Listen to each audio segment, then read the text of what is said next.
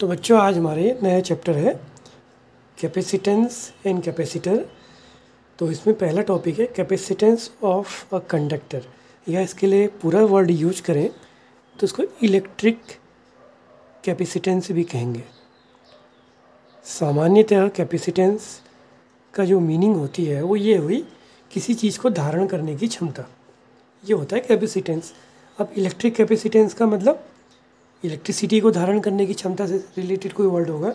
तो यहाँ पर हम इसको ऐसे डिफाइन करते हैं कि किसी भी चीज़ की जो इलेक्ट्रिक यानी कि वैद्युत, इसके लिए हिंदी शब्द आएगा वैद्युत धारिता, अंग्रेजी में कहेंगे इलेक्ट्रिक कैपेसिटेंस। तो क्या डिफाइन करेंगे? Ability to hold Q, ability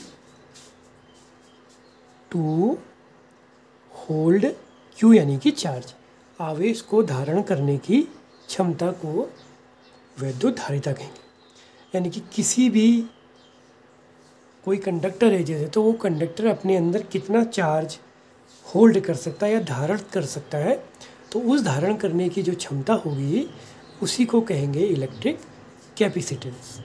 ठीक है, और इस पर रिलेटेड हमने कई सारे प्रैक्टिकल करे हैं। अभी जिन दिनों हमारे स्कूल खुले थे हमने कई सारे प्रैक्टिकल करे थे कि जिसमें हम देख रहे थे कि हमने एक वाला भी किया था कि सिल्वर की फॉइल ली थी, उसकी 2 पत्तियां बनाई थी और हमने किसी चीज़ को इसको ऐसे करके एक कॉपर के वायर से जोड़ा था, और जब हम कोई जैसे हमने कोई क्या कहते हैं पीवीसी रॉड, या हमने गुब्बारे को जब रगड़ा था सर में या किसी ऊनी चीज़ से, तो और हम इसके पास जब लाए थे तो हम देखते थे कि इसकी पत्तियां ज़्यादा फैल जाती थी, और जब कम इस गुब्बारे में से कम चार्ज होता था तो इसका फैलाव कम होता था। तो ये सब उसी चार्ज पर ही दिख है, क्योंकि चार्ज क्या होता था इस कॉपर वायर के थ्रू इन पत्तियों में जाता था, और जितना ज़्यादा चार्ज जाता था उतना इनका फैलाव हो जाता था। ठीक है, तो ये एक्सपेरिमेंट तो हम पहले कर चुके हैं।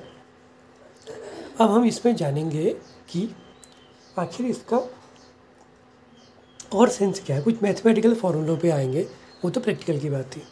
तो जैसे मान लीजिए कि आपके पास कोई कंडक्टर है, आपने इसको चार्ज दिया और इसका पोटेंशियल नोट करते गए, ठीक है ना। तो होता क्या है, जब इसके बीच में ग्राफ बनाया जाता है कि आप डिफरेंट चार्ज देते हैं और उसके अकॉर्डिंग पोटेंशियल बॉडी में बढ़ते जाता है। मीनिंग क्या होता है कि जैसे जैसे आप चार्ज देते हैं इस बॉडी का पोटेंशियल उसी के समानुपाती रूप से बढ़ते जाता है। जैसे पत्तियों की बात करी तो पत्तियों का फैलाव जो हमने देखा था सिल्वर की फॉइल का, जब ज़्यादा हम रब करते थे उस गुब्बारे को और इसके करीब लाते थे तब इसमें फैलाव ज़्यादा होता था, तो मीनिंग अब इससे पोटेंशियल ज़्यादा आ गया। और जब उसको कम रब करते थे तो इसका फैलाव कम होता था, तो मीनिंग कि इसमें क्या हो रहा था, चार्ज कम आ रहा था। तो इसको हटा के जब हम एक कांस्टेंट लगाते हैं तो ये कांस्टेंट को कहते हैं सी ही हुई इलेक्ट्रिक कैपेसिटेंस या इलेक्ट्रिक कंडक्टेंस, और हिंदी में कहेंगे उस कंडक्टर की वैद्युत धारिता। तो ये एक फॉर्मूला हमारा बन गया Q इक्वल टू CV। सी होगी electric capacitance of that conductor, या उस चालक की वैद्युत धारिता। तो C का जो फॉर्मूला बन गया वो क्या बन गया, Q अपॉन V। Q को कहते हैं कूलाम, Q की यूनिट क्या होती है, कूलाम, और V की यूनिट होती है वोल्ट। तो इसकी यूनिट बन गई कूलाम बाई वोल्ट। और कूलाम बाई वोल्ट को ही यहाँ पर एक नया वर्ड आता है, उसके लिए यूज कहते हैं फैरड, और इसको डिनोट करते हैं F से। यानी कि जो इलेक्ट्रिक कैपेसिटेंस है उसकी यूनिट होगी कूलाम बाई वोल्ट, और इसी को क्या कहा जाता है, फैरड। यानी कि अगर आपके पास कोई कैपेसिटर है, ठीक है ना, कोई कैपेसिटर है जिसकी कुछ कंडक्टेंस दी है, कैपेसिटेंस दी है, मान लो किसी कंडक्टर की कैपेसिटेंस दी है आपको 100 फैरड, तो इसका अर्थ क्या है कि ये रहा होगा 100 कूलाम बाई वोल्ट। तो अब हम कौन सा वर्ड यूज करेंगे, फैरड वर्ड ही यूज करेंगे किसी भी चीज़ की धारिता के लिए। इस चीज़ को क्लियर करना कि कैपेसिटेंस की यूनिट फैरड होगी। अब होता क्या है कि फैरड अपने आप में बहुत बड़ी यूनिट होती है। तो नॉर्मली जो हमारे पास जितनी भी कैपेसिटेंस होती हैं वो नॉर्मली माइक्रोफैरड, मिलीफैरड, पिकोफैरड इस टाइप से होती है। माइक्रो का मतलब 10⁻⁻⁶ फैरड, मिलीफैरड 10⁻³ फेरेड, पिको फेरेड 10⁻⁻12 फेरेड। तो इस टाइप से दी गई होती है, क्योंकि फेरेड अपने आप में एक बहुत बड़ी क्वांटिटी होती है।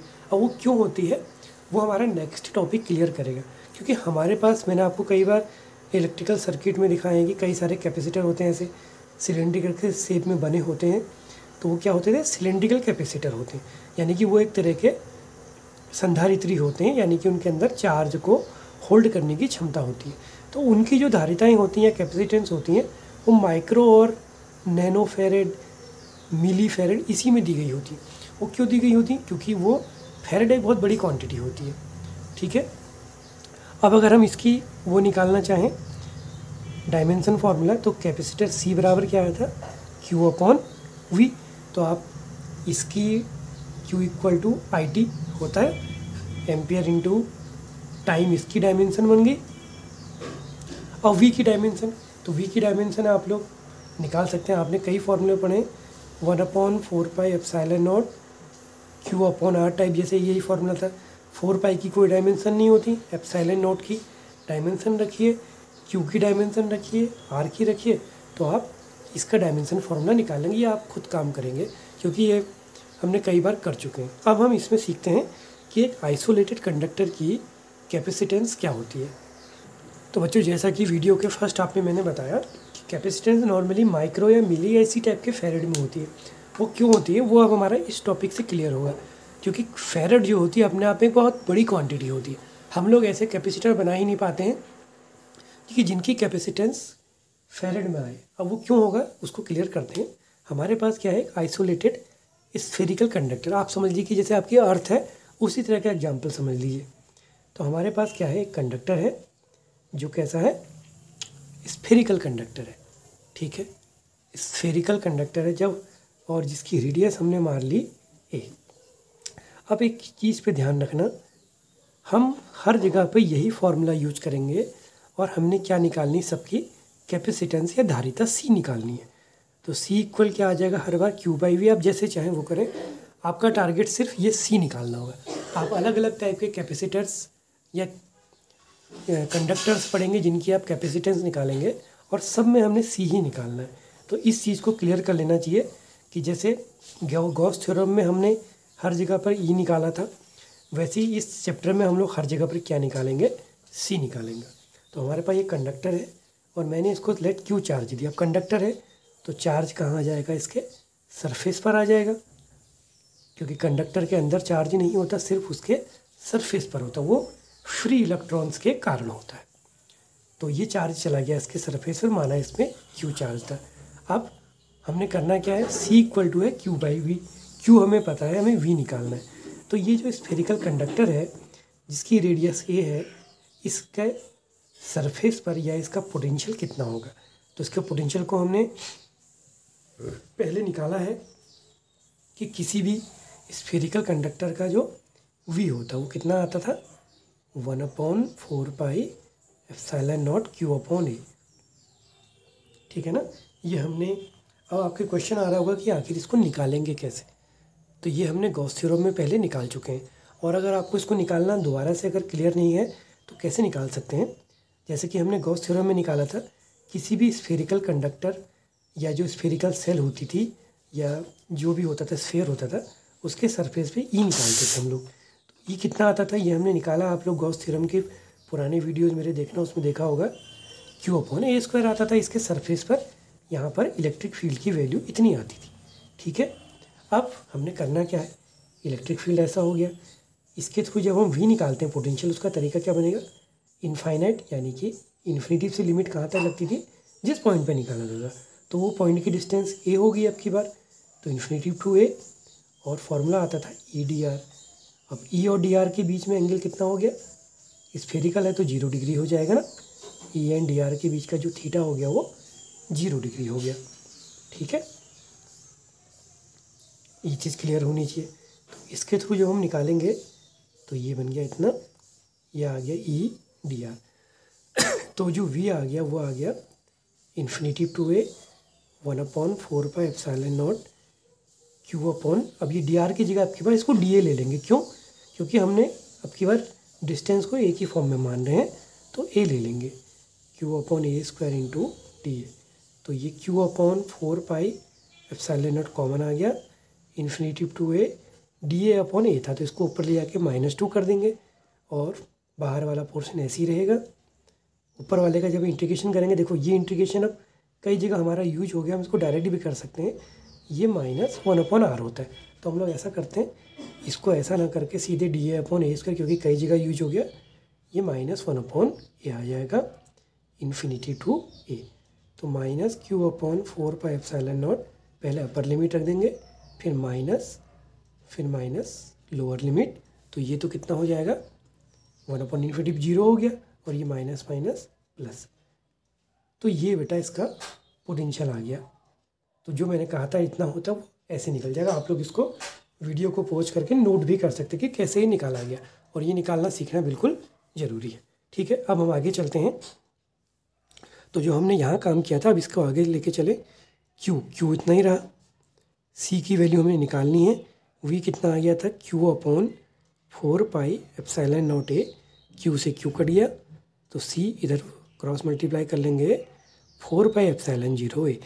यानी कि हमारे पास कोई आइसोलेटेड स्फेरिकल कंडक्टर है तो उसकी कैपेसिटेंस होगी 4πε0 ए। अब हमारे पास जैसे हमारी अर्थ है, ठीक है ना, तो अर्थ की जो रेडियस होती है वो होती है 6.4 × 10⁻⁶ मिलीमीटर। ठीक है ना, ये हमने पिछले साल पढ़ी थी 11th में, कई जगह यूज हुई थी। तो 4πε0 इंटू ए, हम अपनी अर्थ की कैपेसिटेंस से निकालते हैं वो कितनी आती है। ठीक है ना, तो ये वैल्यू रखेंगे तो ये यूनिट फेरेड में आएगी। अब 4πε0 की वैल्यू कितनी होगी, देखो 1/4πε0 होता है 9 × 10⁹, तो ये उल्टा हो जाएगा 1/9 × 10⁹, 6.4 10⁶, तो यह आ गया 6.4/9 10⁻³ हो जाएगा, 6 - 9 हो जाएगा ना, तो इतना फेरेड। अब हम इसको कैलकुलेट करते हैं आखिर ये वैल्यू कितनी आती है। तो हमने क्या डिवाइड करना है, 6.4 को डिवाइड करना है 9 से, ये हटाया और एक 0 लग गया 0.0, तो 9 × 7 = 63, 10 फिर 0 आया, कोई डिवाइड नहीं होता, 1 टाइम जाता है, फिर 100 हो गया, फिर 1, यानी कि 0.711 10⁻³ या अगर इसको हम लिख दें 711 और 10⁻, कितना हो जाएगा, 3 0 और बढ़ जाएंगे तो -6। अब आप सोचिए कि आपकी इतनी बड़ी जो अर्थ है जिसकी रेडियस जो होती है लगभग 6400 किलोमीटर, या मीटर में मैंने कितना कहा 6.4 10⁻6 मीटर, उसकी कैपेसिटेंस कितनी आ रही है 711 10⁻⁻6 फेरेड या 711 माइक्रोफेरेड। तो इतनी बड़ी अर्थ की जो कैपेसिटेंस है वो माइक्रोफेरेड में, इसीलिए हमारे पास जो फेरेड में कैपेसिटेंस वाली चीज़ें बना पाना बिल्कुल मुश्किल है, क्योंकि जब इतनी बड़ी अर्थ की कैपेसिटेंस माइक्रोफेरेड में, तो आप लगा सकते हैं कि आपको फेरेड वाला कैपेसिटर बनाना होगा तो आपको कितनी बड़ी रेडियस की ज़रूरत होगी। तो बच्चों, उम्मीद करता हूँ कि ये इसका पहला वीडियो आपके समझ में आया होगा। बाकी टॉपिक हम इसके अगले वीडियो में देखेंगे।